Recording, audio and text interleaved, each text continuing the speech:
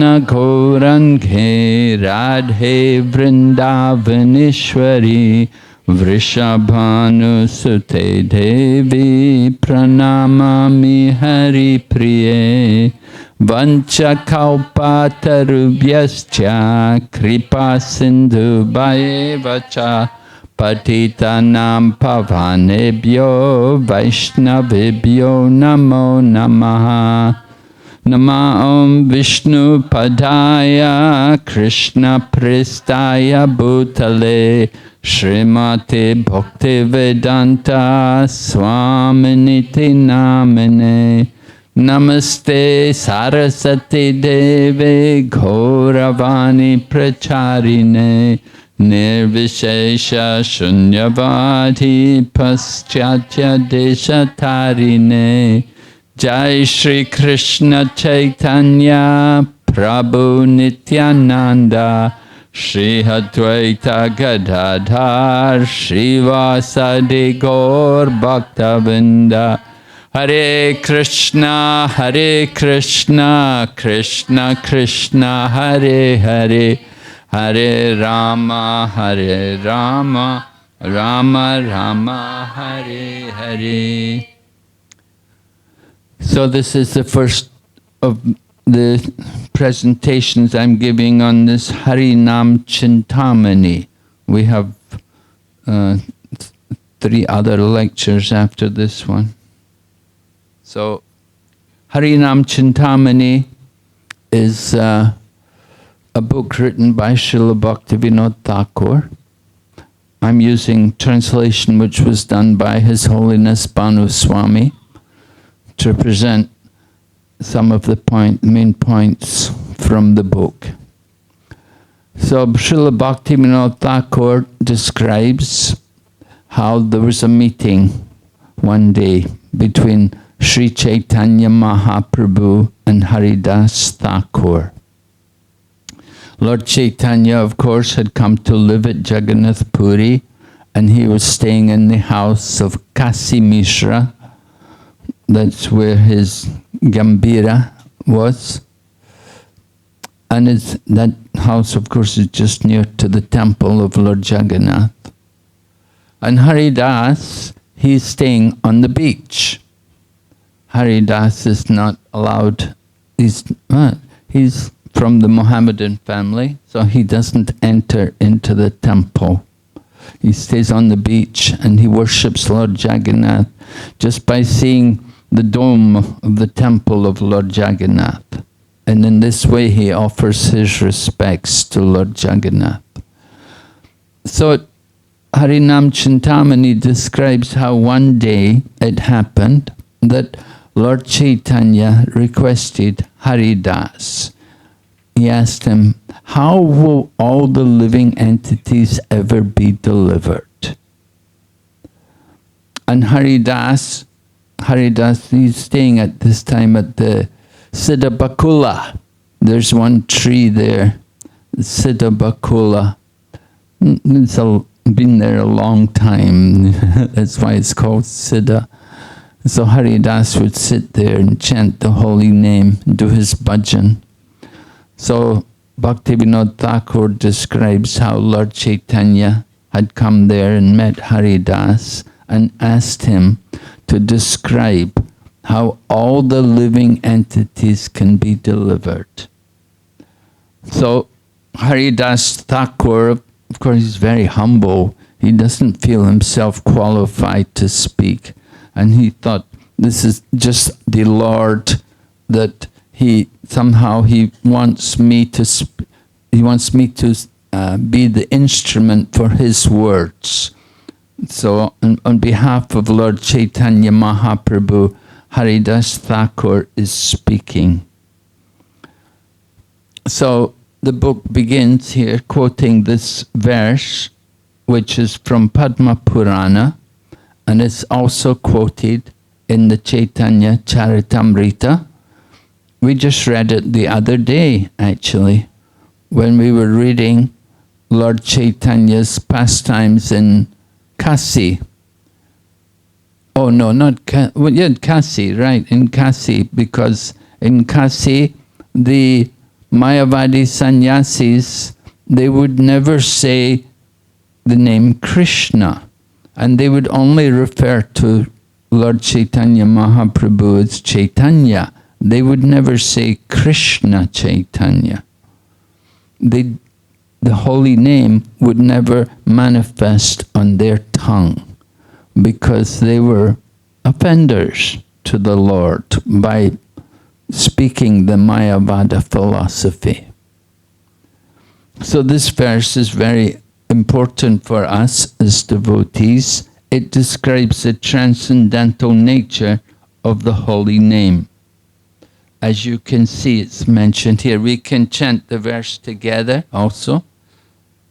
Nam Cintamani Krishna Chaitanya Rasa Vigraha Purna Shuddho Nitya Mukto Binat Nam Nama Namino. So the name of the Lord fulfills all desires. It is Cintamani, right? Cintamani, a wish-fulfilling stone which can give you anything you want. So the holy name has that potency.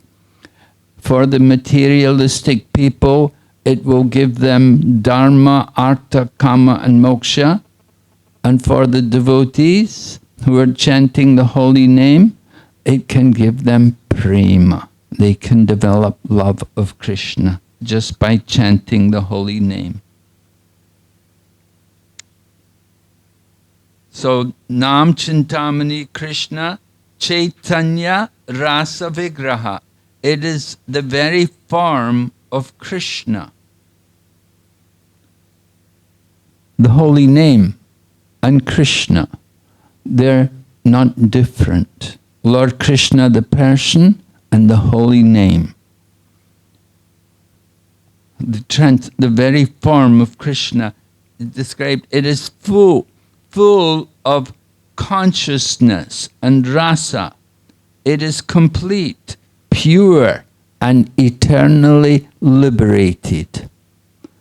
So the holy name is always pure. We may not know the pure holy name, although we try to chant the pure holy name, but the name itself is always pure and is never contaminated. Just like the sun is never covered by the clouds, but we see the sun, sometimes it's covered by clouds, but the sun itself is above all the clouds. But to our vision, we think the sun is covered. So the same way, we may chant the holy name, and then we may not chant the pure name. We don't chant the pure name. We cannot understand the full nature of the holy name. But the holy name itself is always pure and never covered by Maya. We get covered by Maya.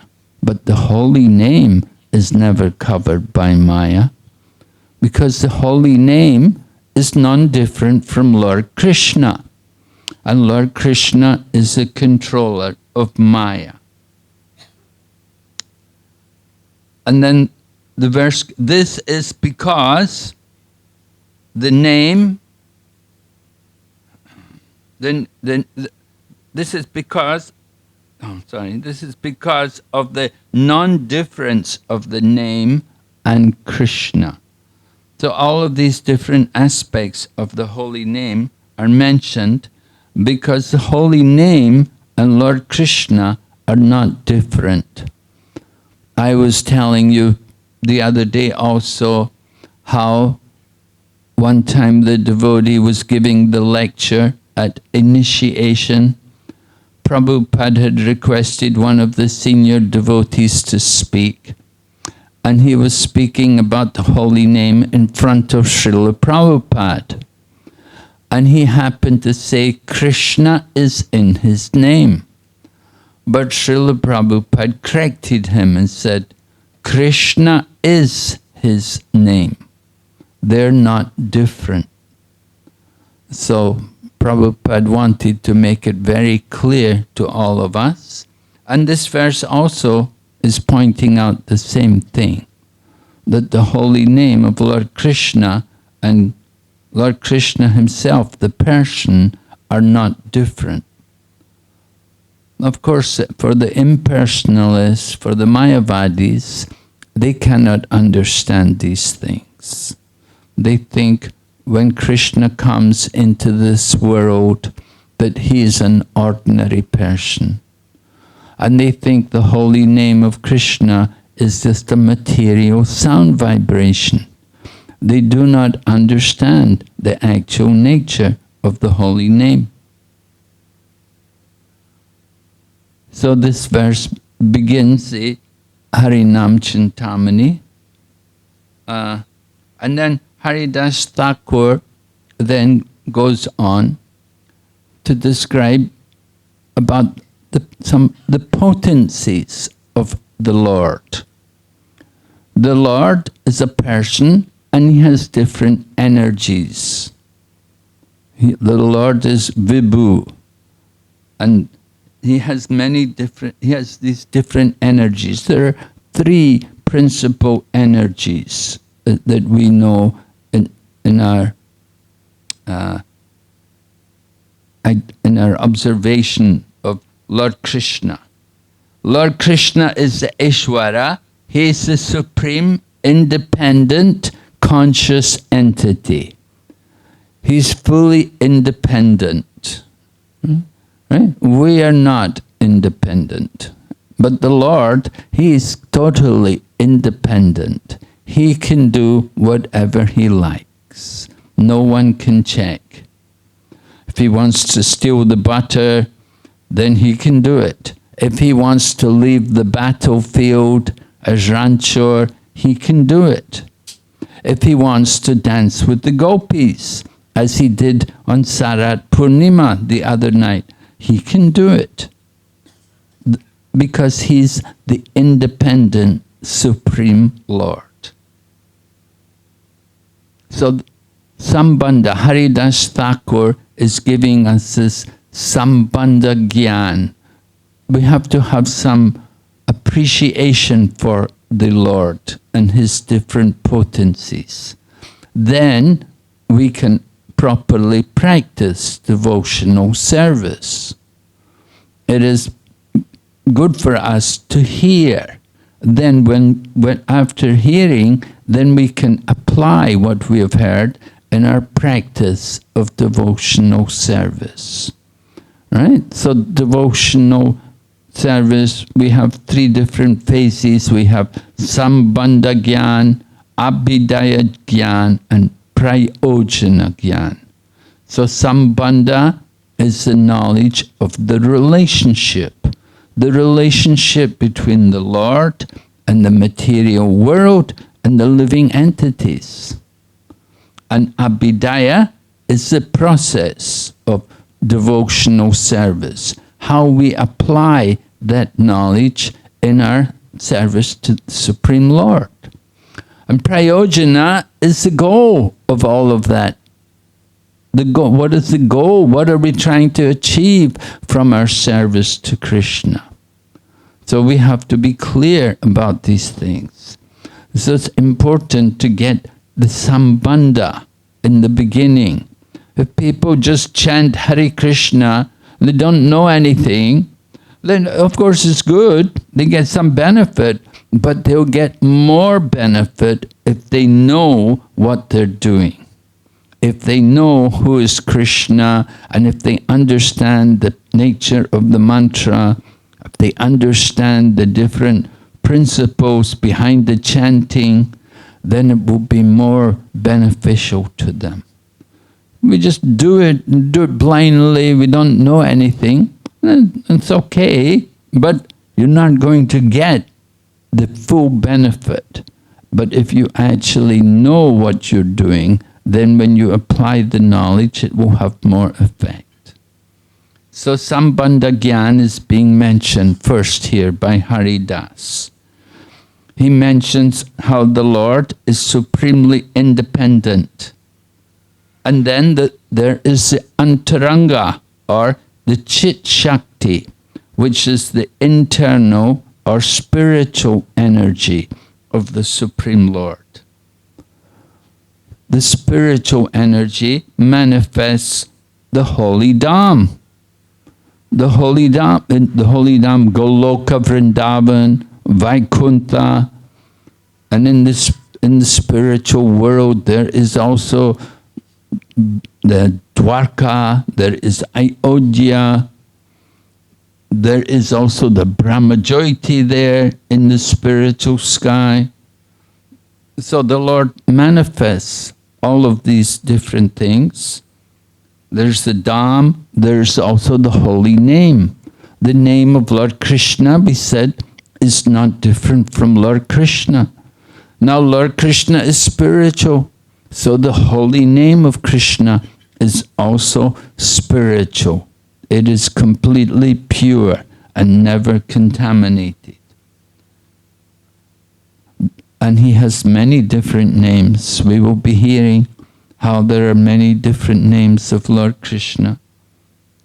Then Rup, the form of the Lord. He has the four-arm form in Vaikuntha. He has two-arm form in Goloka. There is also Vishwarup with many arms. These are some of the Lord is Anantarup. He has countless forms. And Guna, qualities. The Lord also has wonderful qualities. Qualities in how he relates with his devotees. How he cares for his devotees, and he's helping them also, helping all of us to come back to him. And then Leela. Lord Krishna also enjoys Leela, his different pastimes. As a child in Gokul, and then growing up in Mathura, going to the wrestling arena and fighting the wrestlers and killing Kamsa. And then Lord Krishna moves everyone to Dwarka, and he lives in Dwarka for several years before he disappeared from the world, before he completed his pastimes. So Lord Krishna's Leelas are there in Vrindavan, in Mathura, in Dwarka. This is all part of the Antaranga Shakti, the internal potency of the Lord. And then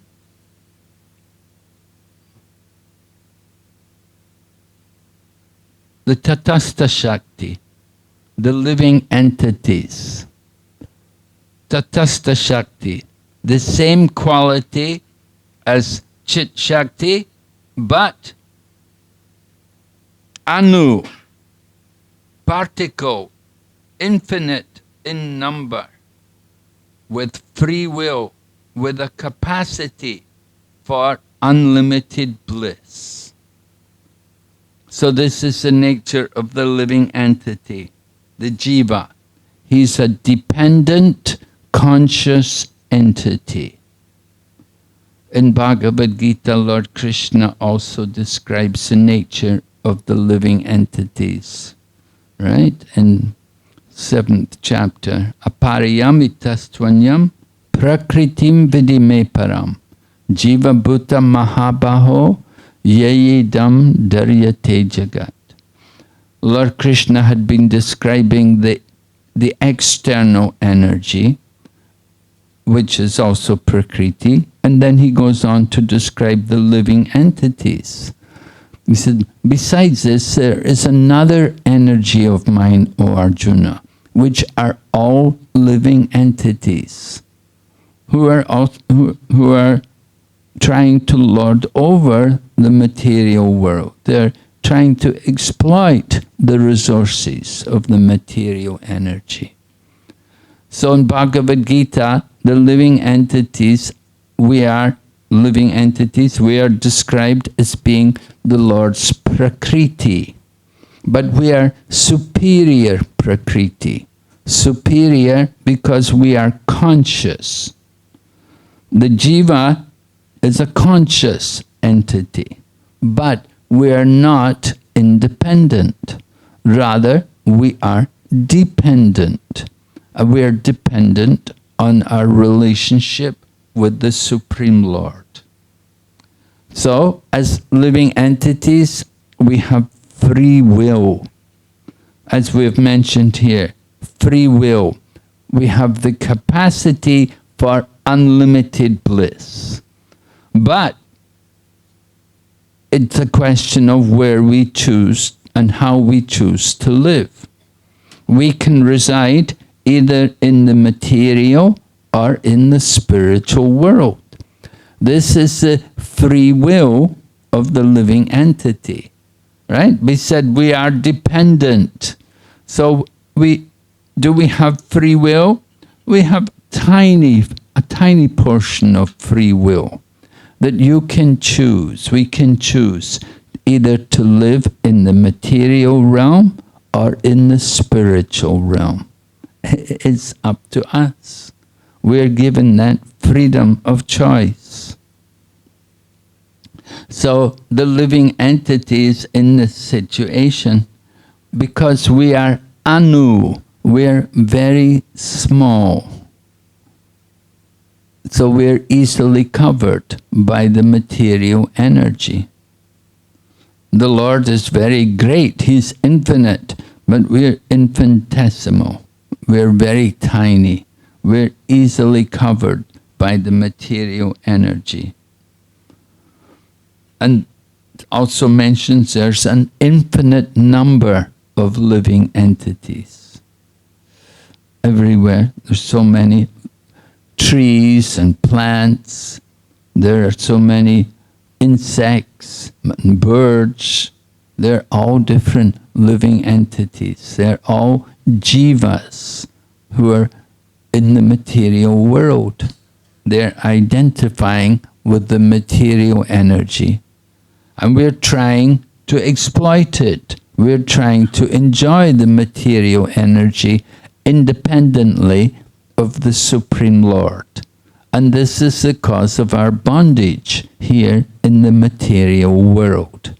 Because we're looking at the world for our own enjoyment. We're not seeing it in relation to the Supreme Lord. So this way we remain in the material world. But at the same time, we have the potential for unlimited bliss. We can liberate ourselves. We can go to the spiritual world. But that requires surrender, submission to the Supreme. To enter into the spiritual realm, we have to cooperate with the Supreme Lord. So this is our independence, tiny independence, either Krishna or Maya. When we choose Krishna, then we are controlled by Krishna. Krishna arranges for us. He takes care of us, puts us into situations for us to progress. Lord Krishna says, Mahatmanas tumam parta devim prakritim ashrata. We're under the protection of Lord Krishna's energy because the Mahatmas, the great souls, are always engaged in devotional service. So Lord Krishna engages these great souls. It gives them shelter of his divine energy. And some may be here in the material world, and everyone in the spiritual world is a liberated soul. The spiritual realm is the kingdom of liberated souls. They're all there, and everyone is engaged in the service of the Supreme. Here in this material world, we are the minority. This material world is 1/4 compared to the spiritual realm. So there's a far greater number of living entities in the spiritual world than what is here in this realm. All right? Then we go on to explain about the Bahiranga Shakti. So 3 energies. There's the Antaranga Shakti, this spiritual energy. There's the Tatastha Shakti, which is the marginal potency or for the living entities. And here we have the Bahiranga Shakti, the external energy. Again, it's Prakriti, so it's dependent. Prakriti, this material nature is moving under my direction. In the Bhagavad Gita, Lord Krishna explains, the material nature is not independent. And the material world, the Bahiranga Shakti, is without consciousness. Just like this table or chair or this building, they don't have consciousness because they're simply material elements. They're made up of different combinations of the elements of the material world: earth, water, fire, air, and ether. The 5 elements of the material existence. Here we mention 23 elements. 23 elements because we're adding on the different senses. We have 5 working senses. We have 5 knowledge acquiring senses. We have the 5 sense objects. And then you have the 5 elements of the material nature, the gross elements of the I just mentioned, the earth, water, fire, air, ether. And then you have the 3 subtle elements, the mind, the intelligence, and the ego. So in this way you have 23 elements. So the material nature, the external energy, is comprising these 23 elements, and they're arranged within 14 worlds. 14 worlds. So sometimes we will hear 3 worlds like heaven, earth, and hell. But 14 worlds is a more elaborate way of describing the different divisions in the universe. 14 different divisions, 7 upper regions and 7 lower regions. And we're on the earth, we're in the middle of the universe, between the upper and lower regions. So on the upper region, you can go up, where we have like Om Bhur Bhuva Swa, and the Gayatri mantra, Brahma Gayatri said Bhur Bhuva Swa. So these are the different levels within the universe. Bhumar, Bhuvarloka, and then Swargaloka, the heavenly planets, and above Swargaloka, then there are 4 more planetary systems like Mahaloka, Janaloka, Tapaloka, and at the very top of the universe you have Satyaloka, which is the planet of Lord Brahma. So the upper regions are like that, and then the lower regions, you have the different hellish, or you have also subterranean heavenly regions, which are below Bhumandala. And so below Bhumandala, there's no sunlight. It's only darkness there. But everything is lit by the light of jewels. And there's a lot of jewels. Everyone's body is covered in jewels, and jewels are used to light everything. So the demoniac, the demons, generally, they're meant to reside in the lower region of the universe. And the upper regions, like Swargaloka, that's where the demigods reside. So in this way, the material energy is described, right? The 3 elements, the 3 principal elements. We'll go ahead and see. So, just to summarize what was being explained, you have the Ishwara, we have the Supreme Lord, and we have his different potencies. The Lord has energies, just like you and I, we each have our energy. So the Supreme Lord also has his energies, his potencies.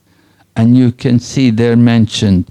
There's the Chit Shakti, which is the eternal Shakti. And from the Chit Shakti comes the spiritual world. The spiritual sky, all the spiritual planets, Vaikuntha, everything. And on the other hand, we have the Achit Shakti, which is the material world. And we just heard about the material world of the 23 elements and 14 different levels of planetary systems. And there you have, in between them, the Jiva Shakti. And the Jiva, the living entity, he can, if he makes proper use of his free will, he will surrender to Krishna and take shelter of the spiritual energy. But if he is inclined to be totally independent and try to just simply exploit the resources of the material world, then he associates with the material energy. And in this way he remains in the material world, taking birth and dying again and again. Here you can see the condition of the jiva in the material world, right? Now, we know from the Bhagavad Gita, there were 3 main paths described in Bhagavad Gita. We had karma, jnana, and yoga, and they're all meant to lead to bhakti. And because it's only by bhakti that we're going to get into the spiritual world. So the jiva in the material world, he will either be a karmi in the sense that they simply want to enjoy the material world. The majority of people, the common people, are in that mood. They just let me enjoy life. I just want to be peaceful. You can see, enjoy the material world in peace, right? How long are you going to be peaceful for? You know, how long will your peace be there? Even you want peace, you know, still everywhere you get so many wars from time to time. You don't want war, but it comes anyway.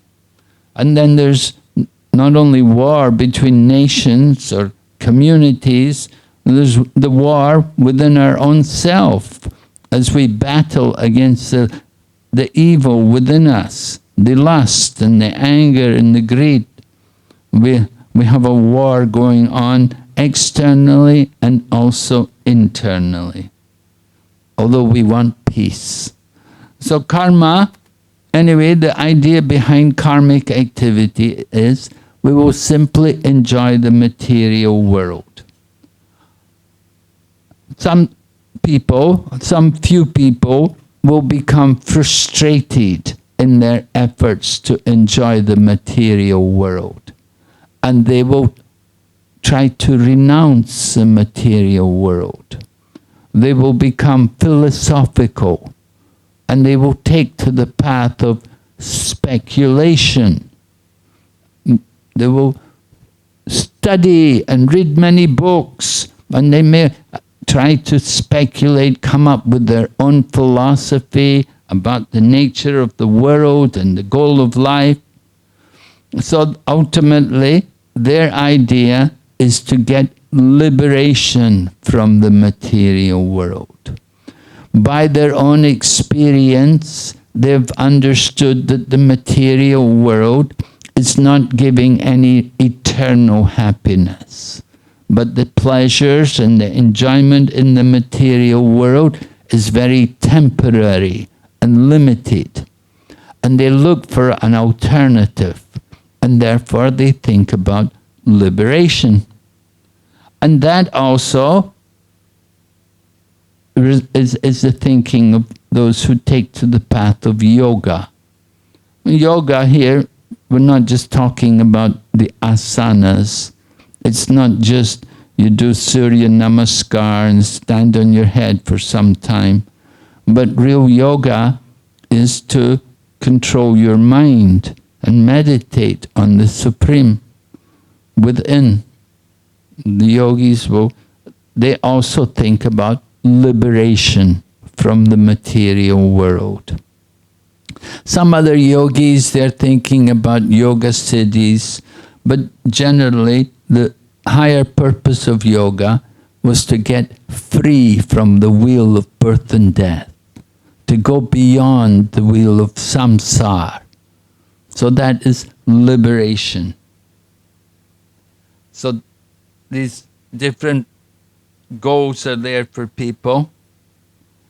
Now, what about the devotee? If you take to bhakti, so in the beginning, to take up devotional service, there must first of all be some faith. The 9 levels of bhakti, we were hearing this morning from Romapad Swami Maharaj about the 9 levels of bhakti, and they begin with faith. You have to have some kind of faith, and that will bring you to the practice of devotion. So we've mentioned here the 3 different stages of practicing bhakti, which are all described in our book also. Prabhupada's Nectar of Devotion describes in nice detail sadhana bhakti, bhava bhakti, and prema bhakti. All right? So with faith, you take up the practice of sadhana, following the rules and regulations, the practice of devotional service, regulated activities, hearing and chanting. And if you go on and practice seriously these principles, gradually it's expected that one day you will attain the level of bhava bhakti, and you will experience some ecstasy in the practice of devotional service. And these different characteristics of bhava bhakti are also described for us in Prabhupada's book, Nectar of Devotion. Asabandha, we were hearing yesterday about Asabandha, that great longing, great hope that one day I will achieve these things. I will develop my love for Krishna. So bhava bhakti, and that is the seed to prema bhakti. Prema bhakti being the goal of life. Chaitanya Mahaprabhu said, Prema punarto mahan. The goal of life is to develop love for God. And if you've been developing Krishna prem, then certainly one day you can go to the spiritual world. You'll go back to Godhead.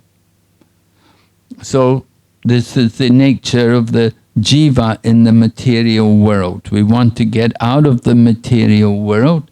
We have to have some kind of spiritual practice. So bhakti is the recommended path which can certainly help us to go out of the material world. The jnanis and the yogis, they can get at the best liberation. But liberation is only theoretical liberation. It means for some time they may enter into the spiritual realm, but again they will come back again, because they have not properly understood their relationship with the Supreme Lord.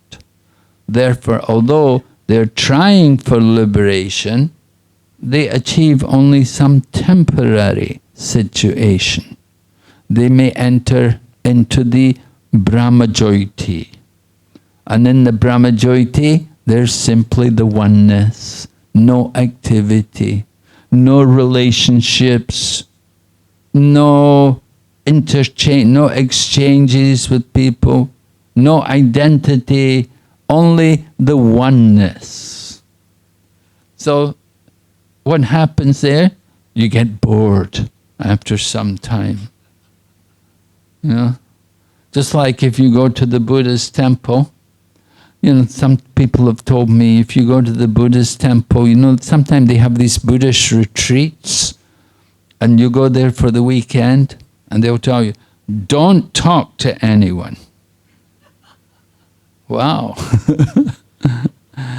Just sit and meditate, you know.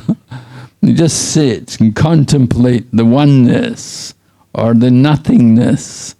And so, you know, you can do it for some time, but not for very long. So in that way also, people who achieve liberation, they're not very satisfied there. And after some time, they again come back. Because the nature of the soul is to be active. There has to be some activity. But if there are no activities, and do nothing, stop after some time, you just become fed up. You know, you want to have you long for some activity, because that is the nature of the soul. So spiritual existence, in order to enter into the spiritual world, we have to be prepared to take up spiritual activities, like hearing and chanting. We have to develop a taste for these things. Then we can go to the spiritual world. If you go to the spiritual world and you don't like hearing and chanting, you won't stay there very long, because everybody's hearing and chanting all day. So you have to have a taste for this hearing and chanting. And that's what we're doing here. We're practicing, we're learning, we're developing our taste, so that one day we can also go to the spiritual world. So we were talking about the 3 different kinds of bhakti. You can see here, we've shown that each of the levels of bhakti, sadhana, bhava, and prema, that in each level there is a chanting of the holy name. And that chanting of the holy name continues right into the spiritual world. You go back to Godhead, you do more chanting. Some people think, when you go back to Godhead, don't need to chant anymore. Oh no. Go back to Godhead, more chanting, endless chanting. So, we have to develop that taste for the chanting of the holy name. And it's there, both in the sadhana and in the sadhya. Sadhana means the path to become perfect, and the sadhya is those who are already perfect. In every level there is a chanting of the holy name.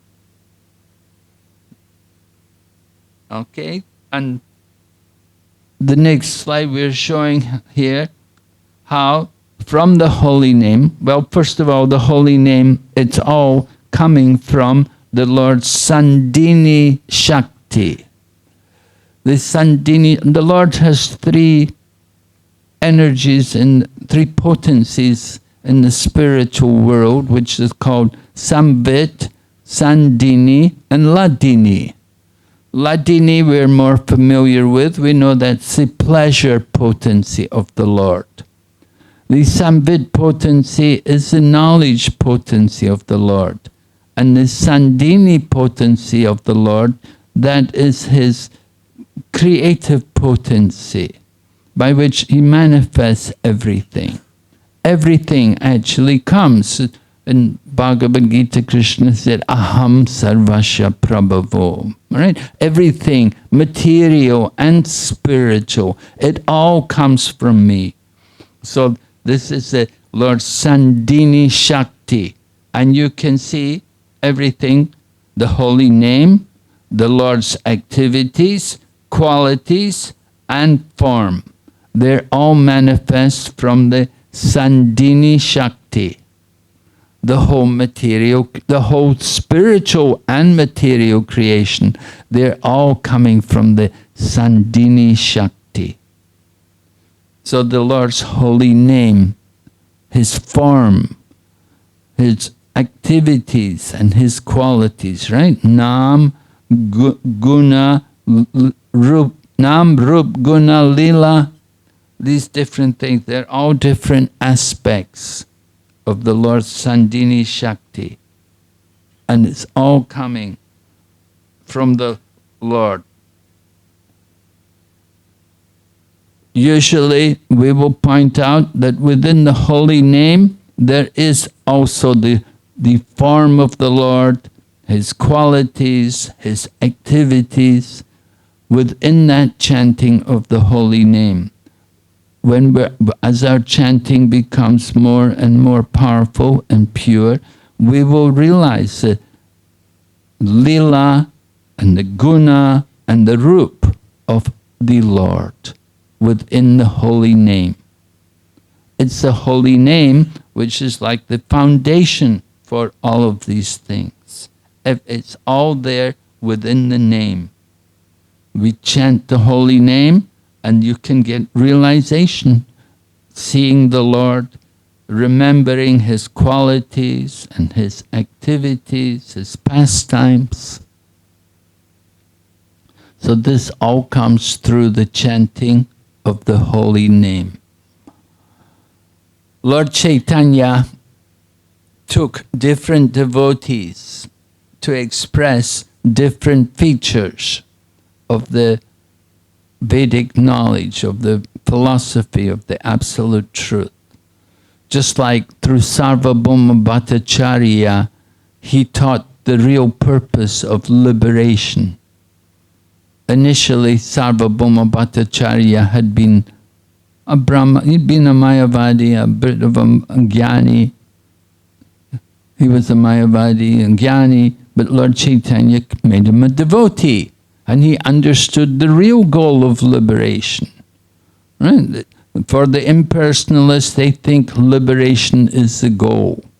But when he became a devotee, he understood that the real liberation begins when we practice devotional service. So Lord Chaitanya, through Sarvabhauma Bhattacharya, he taught about liberation. And then through Ramananda Rai, he taught about rasa. And he also did that through Rupa Goswami. Also, you can study the Nectar of Devotion. The second part of the Nectar of Devotion is describing rasa. And it was all taught to Rupa Goswami by Sri Chaitanya Mahaprabhu. And similarly, Ramananda Rai, he also elaborated on the details of rasa in his talks with Lord Chaitanya Mahaprabhu. You can read in the Chaitanya Charitamrita the confidential talks between Ramananda Rai and Lord Chaitanya and how they discuss rasa. But through Haridas Thakur, Lord Chaitanya is teaching us the glories of the holy name. This is important for us to understand. The Shri Haridas Thakur, he is describing to us the power of the holy name. And Haridas Thakur, there's no one better to tell us about the holy name. He's not just talking, but he lives the holy name. He chants the holy name day and night, right? Every day for many, many years, he'd been chanting 3 lakh names. So what better person is there for us to hear about the holy name from than Haridas Thakur? And he is telling us the importance of Sambandha Gyan, that we have to have the proper foundation behind the chanting. We want to understand everything properly. So, here you can see there are different types of names. We were talking about the name of the Lord. So what name of the Lord should we chant? We often hear that 1,000 names of Vishnu is equal to one name of Lord Ram. Right? It's, if you go in Tirupati, and if you go to Harinam Swami Ashram, in Harinam Swami Ashram, the pujari there, he's got his watch, and when he's got his mobile phone, and whenever the phone goes off, it will go, Rame Rame Namo Rame Sahasranama Bistu Yam Sri Ramanama Varanini. This is the verse which says 1,000 names of Vishnu is equal to one name of Lord Ram. So that verse is very meaning, because they're devotees of Lord Ramachandra, right? So they worship Lord Ram. So they give great importance to the holy name of Lord Ram. And Lord Shiva quoted, he told this verse which I quoted, it's the words of Lord Shiva. He's telling his wife, you don't need to chant the Vishnu Sahasranam, my dear wife, with a beautiful face. He tells her, just chant the holy name of Lord Ram. Right? So there are different types of names. The holy name of Vishnu, there's certainly Lord Vishnu, his name is also important, it's also powerful, but it's just 1,000 names of Vishnu is equal to one name of Lord Ramachandra. And we'll see, if you read Chaitanya Charitamrita, where this verse about Lord Rama is also quoted, then it goes on to describe that 3 names of Lord Ram is equal to one name of Lord Krishna. And so there are different potencies in the holy name. And in Haridas Thakur, he describes that there are primary names and secondary names. The primary names are those describing the Lord's pastimes, like Radha Ballabha or Giridhari. Lord Krishna has many names for his different paths, but sometimes we sing Yashomati Nandana Brajabaranagara, like that. This is a beautiful song by Bhaktivinoda Thakur, all names of Lord Krishna. Of course, sometimes we also sing in the morning in Vrindavan, every morning at Mangal Arti, they will sing Vibhavari Shesha, Aloka Prove, and that's also names of Lord Krishna. But different names, some are avatars in different forms. So there are primary names, and if you chant the primary name, which generally, these primary names will be describing the Lord's pastimes. And by chanting these names, you can come to prema, you can develop Krishna prema. But if you chant secondary names means those names which are more about the activities of the Lord, describe material functions of the Lord, like Paramatma, Brahman, Ishvara, Jagadisha, these different names.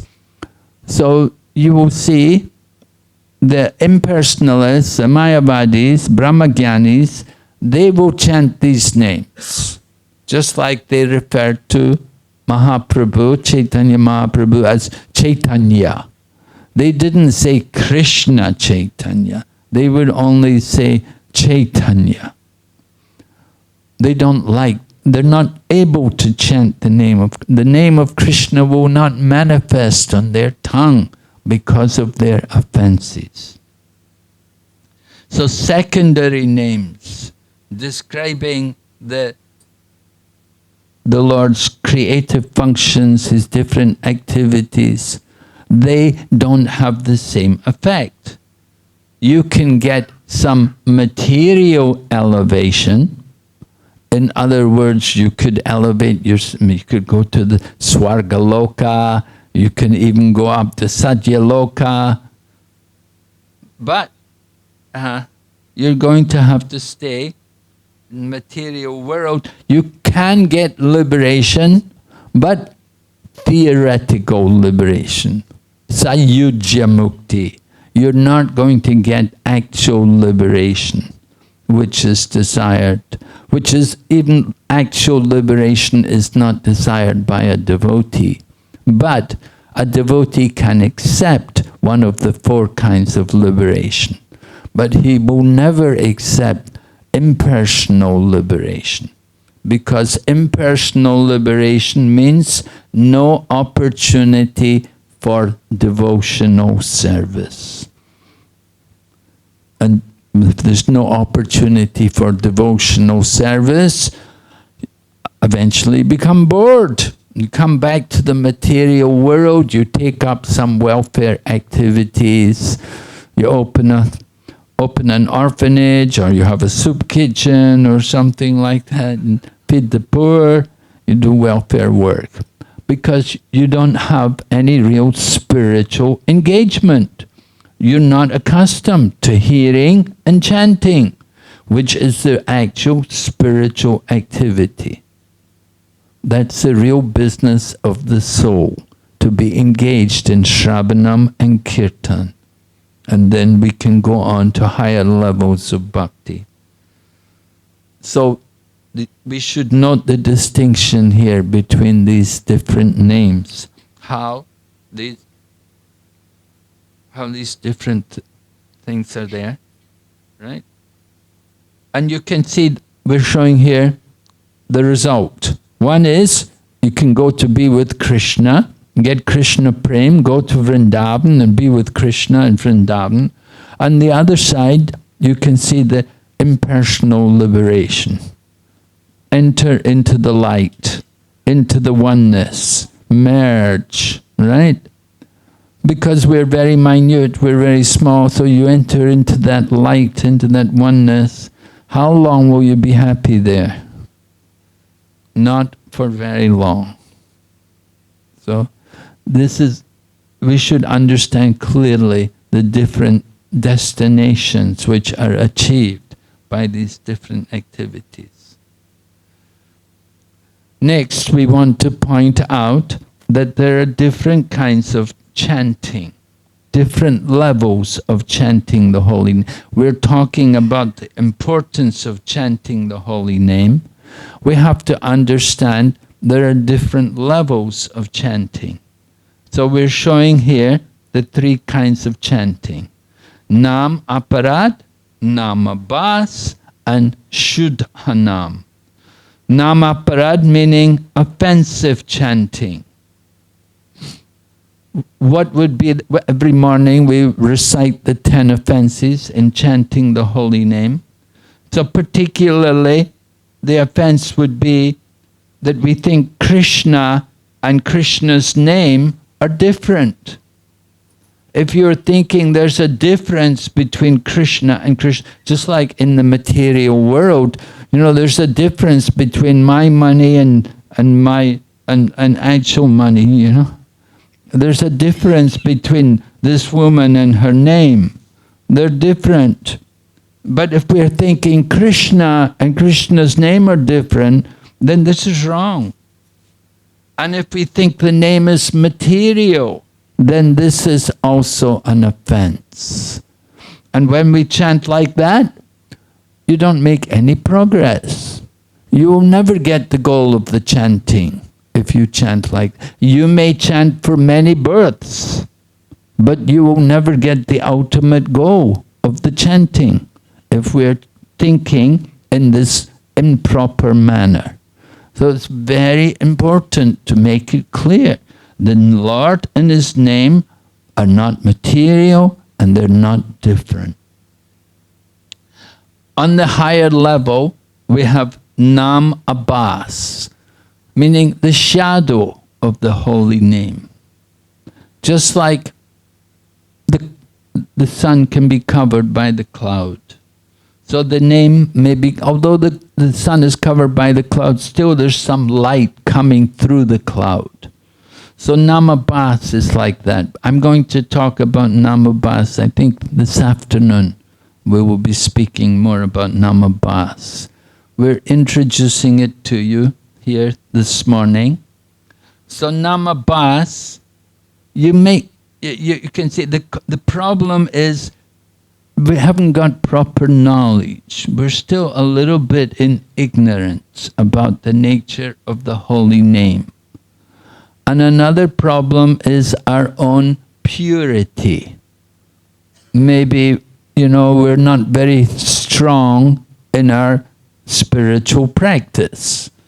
We may have some deviations or some anarthas in our practice in chanting. Right, we have anarthas, we know that, right? So these things, they can block the real potency of the holy name from coming.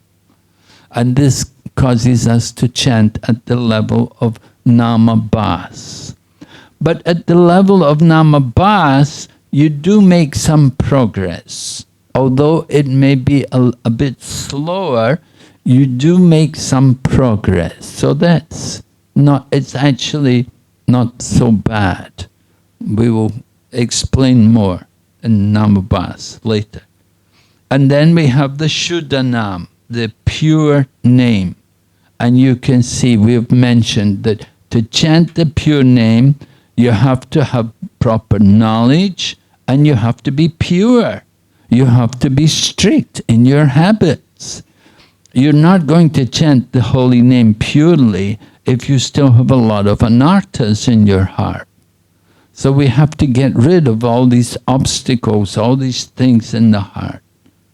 We have to go through the anartha nivritti. That is the most challenging of all the 9 processes of bhakti, to get through an anartha nivritti, to remove all the unwanted things from the heart. The lust, the anger, the greed, the illusion, the madness, the envy. So to chant the pure name, we need to really endeavor. But when we chant the pure name, then you will quickly progress back to Godhead. You will quickly awaken Krishna Prem if we are chanting the holy name with purity, without offense. So, Namabhas, we're trying to avoid offense. We're not doing any offenses deliberately. But Nam Aparad, we don't even know about offenses. We just go ahead, we just chant and we commit offenses. We don't care about it. So we don't make progress there. So 3 levels in chanting, right? And here we're talking about the pure name, Shuddhanam, the pure name. Somebody chants the holy name 1 time. He chants purely once. Well, that's good, right? You chant the holy name purely 1 time. It's better than not chanting at all. But even better than chanting 1 time, somebody chants constantly. This, of course, this is taken from Chaitanya Charitamrita, this section. I was reading it in the last few days, and we heard how one householder devotee had come to meet Lord Chaitanya Mahaprabhu. The devotee was actually Satyaraj Khan, very, very nice devotee. And he came before Mahaprabhu in a humble way and said, I am very fallen, I am in householder life, how can I make advancement? And Lord Chaitanya told him, you have to chant the holy name constantly and serve the Vaishnavas. So then he asked Mahaprabhu, how to recognize a Vaishnava. And then Lord Chaitanya told him, first he said, anybody who chants the holy name one time, they should be considered a Vaishnava. So, hearing these words from Chaitanya Mahaprabhu, he left. He went home, back to Mayapur, back to Navadvip. But the next year he came again. And the next year again he asked the same question, how to recognize a Vaishnava. And this time Chaitanya Mahaprabhu said, one who chants constantly, he's a Vaishnava. So the devotee again left, went back to Navadvip, but a year later, again he came. And again he asked how to recognize a Vaishnava. And this time Chaitanya Mahaprabhu said, one who inspires others to chant purely, he is a Vaishnava. He is the topmost devotee. So in this way, Lord Chaitanya Mahaprabhu was pointing out that there are different levels of devotees. Some are chanting one time. They're a devotee. We respect them. Rupa Goswami describes the same in the Upadesha Amrita. He said, one should mentally honor a devotee who chants the holy name. One should offer obeisances to someone who has taken initiation and is engaged in worshipping the deity. And one should associate with and faithfully serve that devotee who is fixed in undeviating determination and is freed from the propensity to criticize others. So again, Rupa Goswami in Upadeshamrita, he's making the same point which is brought out here for us in the Chaitanya Charitamrita, and is also there in this Harinam Cintamani, that there are different levels of devotees. Someone has begun to chant, they're a devotee. Someone's chanting constantly, they're a better devotee. And the best devotee is the one who just by seeing him, he inspires others to chant the holy name. So like this, we understand the holy name. It appears in different forms, different manifestations. I will stop here and we'll ask if there are some questions. Yes, where's the microphone? Have we got a microphone?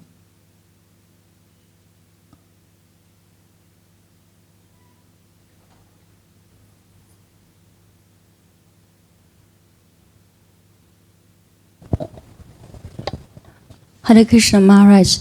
In the beginning, you talk about Sambandha Jnana, Abhideya, and Prayojana. The first one, Sambandha Jnana, it's about knowledge, and you mentioned it's relationship of Lord and living entity and material world. And later you mentioned three kind of topic. I wanna match it one by one. The first topic is Antaranga Chit Shakti. It means eternal and spiritual energy. This one is talk about Lord, because you mentioned the Dharma, Nama, Rupa, Guna, like that.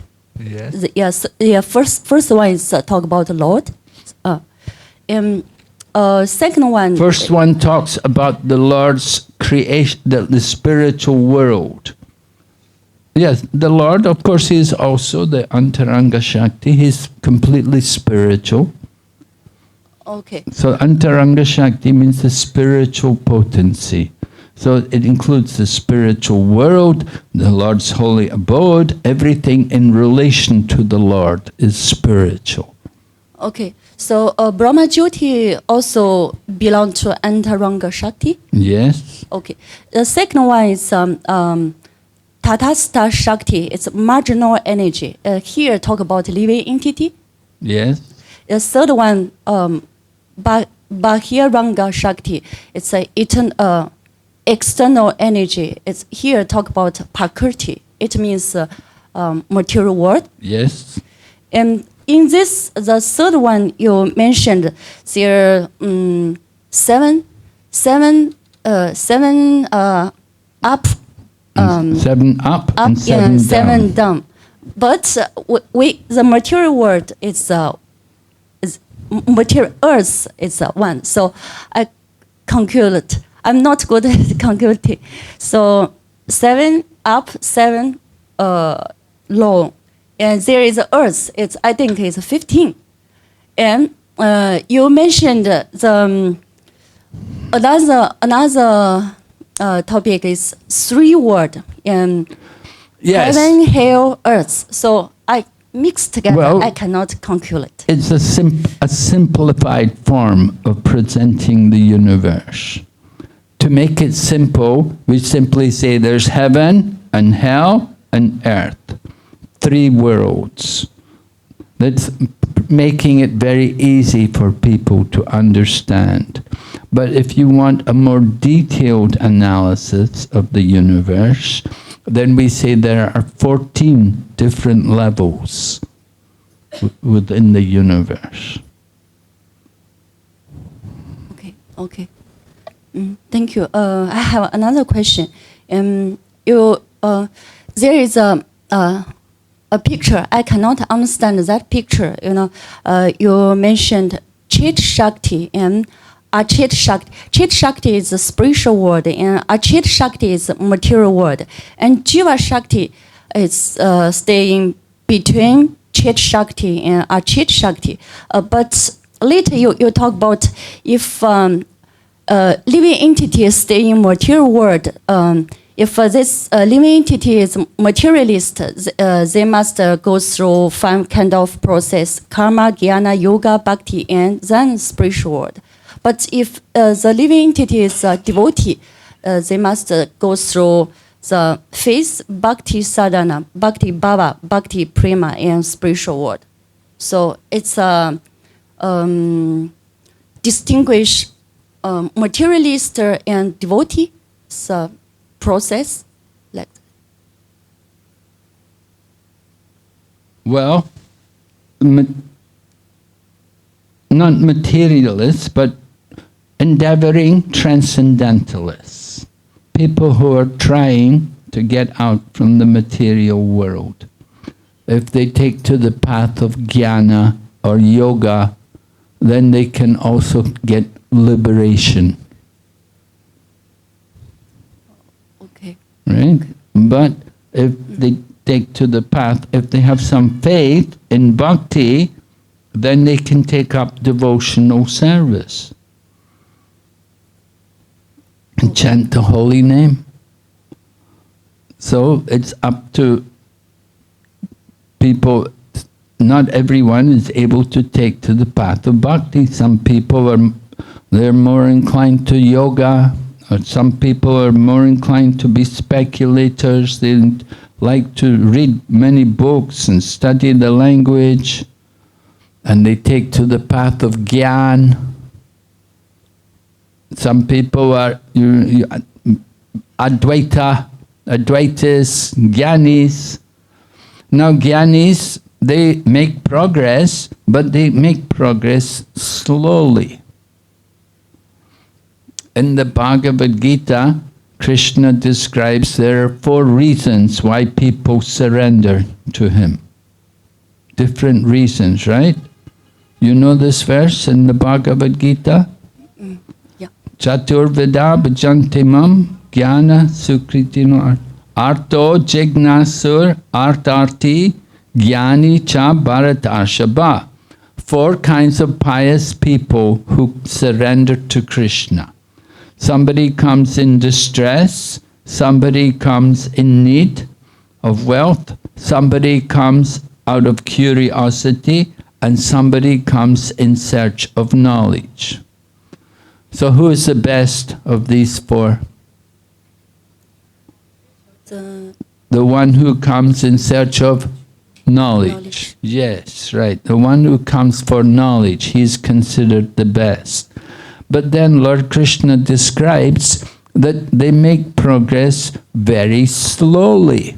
After many births and deaths, one who is actually in knowledge, he will surrender to me.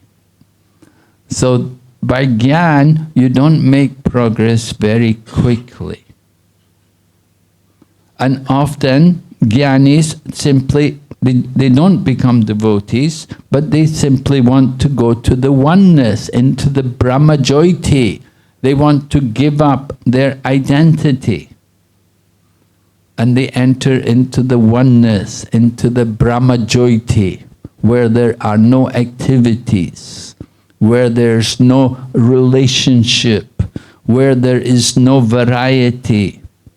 So in that condition, they become very bored, and they will come back to the material world.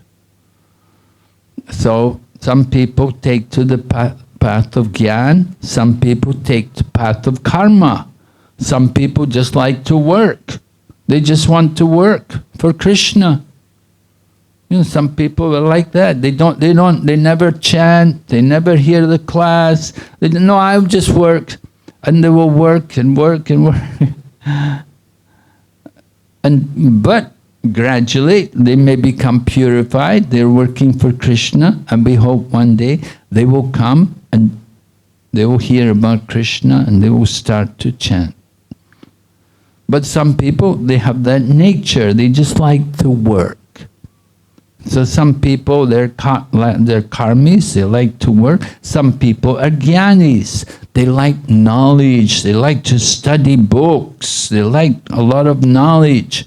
And other people, they want meditation.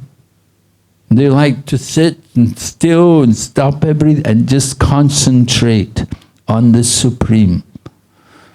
It's different natures. So there are different processes for different people. But if people take, because this is Kali Yuga, and because this is Kali Yuga, we have a short life. We have some faults. We are lazy.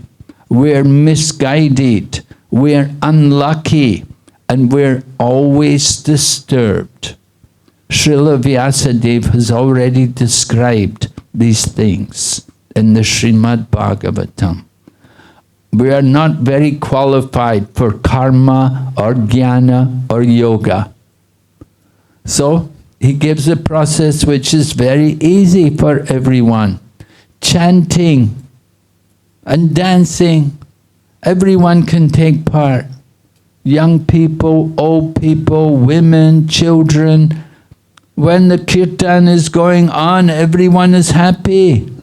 And we have been hearing also, Romapad Swami Maharaj is telling us how people everywhere, all over the world, they like kirtan. Not so many people like japa. But everybody likes kirtan, right? And so kirtan is very powerful for people.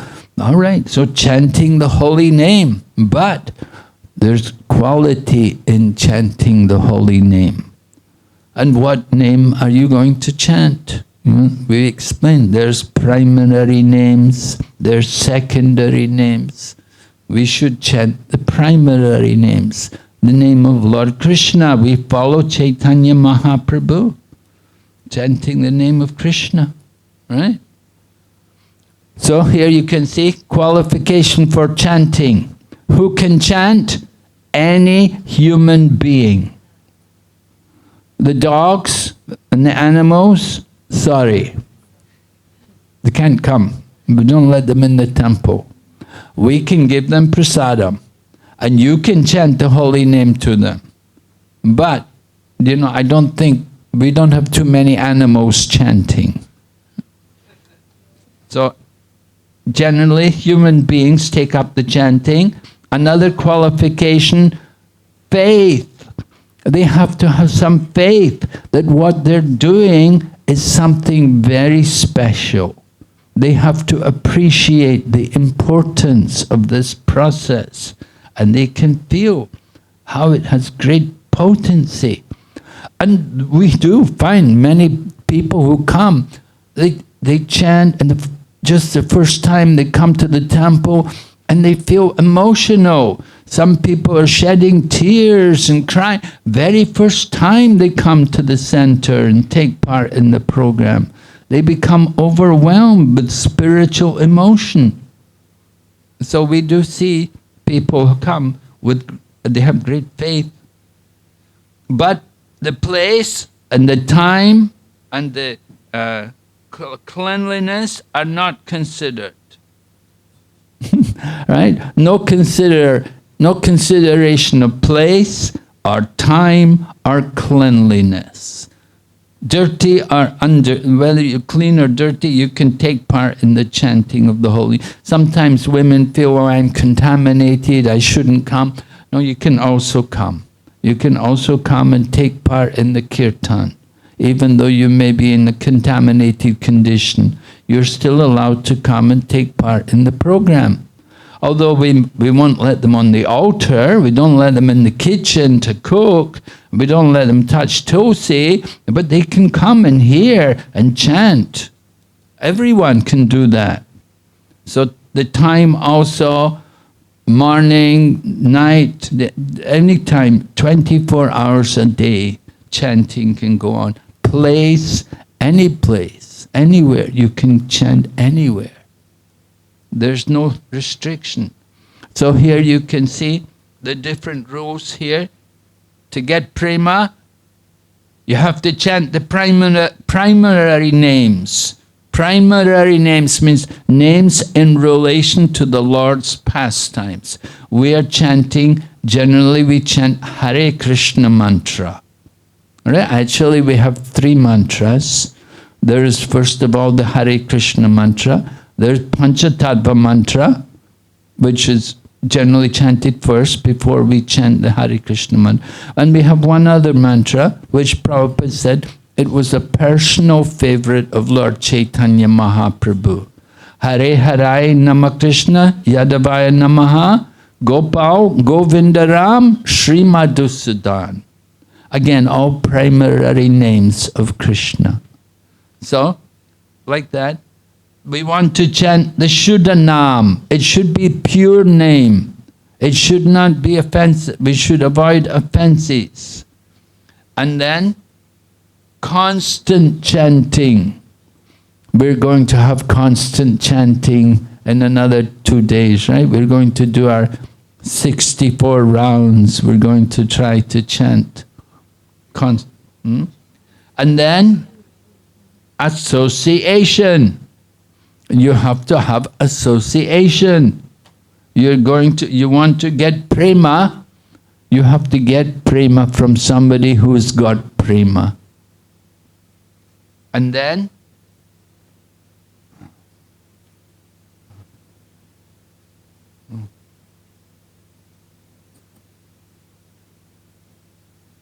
avoid unfavorable activities and take up favorable activities. That's also part of the surrender process. Anukuyasya sankalpa pratikuyasya varjanam. There were 6 items of surrender given, and the first 2, accept everything favorable for devotional service. What is favorable? Chanting, hearing, doing service, deity worship, coming to Mangal Arti, all of these, taking prasadam, all of these things, favorable for what is unfavorable? Meat eating, intoxication, gambling, illicit sex. These are unfavorable things. Association with non-devotees, unfavorable, these things. So in this way, we understand what is important to get prema. Follow these kind of things. Any other question? Oh yes, okay.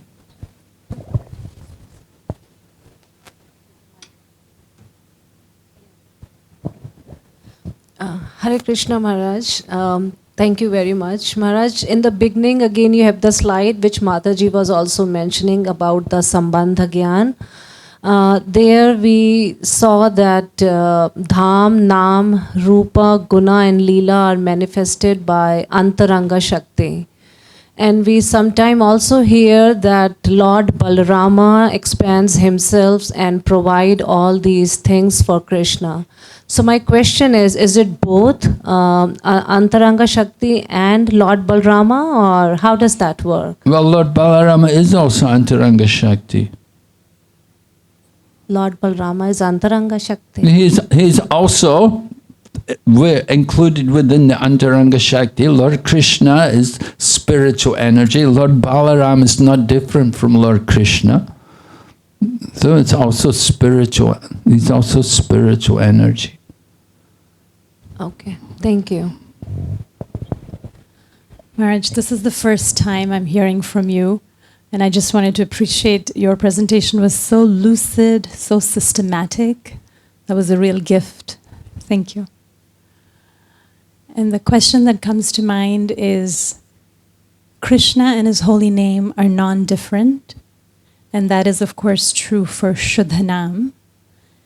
And I have a doubt that even in what I'm chanting, which is trying to come to the stage of Namabhas, even that name that I'm chanting, that is Krishna, even though it's not Shuddhanam.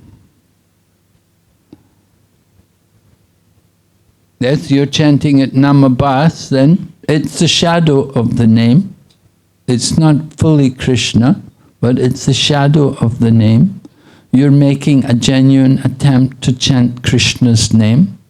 So again, we have to distinguish it between the Shuddhanam and the pure name of Krishna. It's a portion, it's some effect of the name, just as the sun is covered by clouds.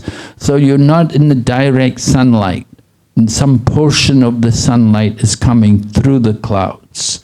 So we're chanting at Namabhas, it's not fully Krishna, not the full potency of the holy name, but certainly some portion of the name is there, and that's why it purifies, but purifies slowly compared to the Shuddhanam.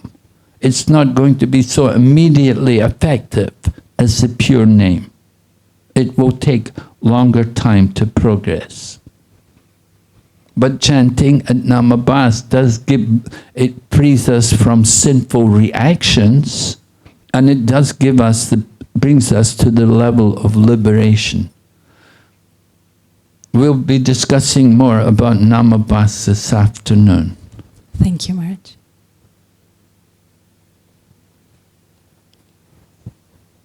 Okay, is there any other question, final question? 顶拜咕噜，顶拜所有奉献者，谢谢咕噜那么清楚的这个课程。我想问一下，北京有个奉献者，那个奎潘玛依他们家有一个金刚鹦鹉，他一见到这个奎潘玛依回家就Hare Krishna Hare Krishna Hare Rama Hare Rama，他就会念这个，就是他念不完整，他就会念Hare Krishna Hare Rama。我就想问问，这个鹦鹉下一辈子会不会得一个人的身体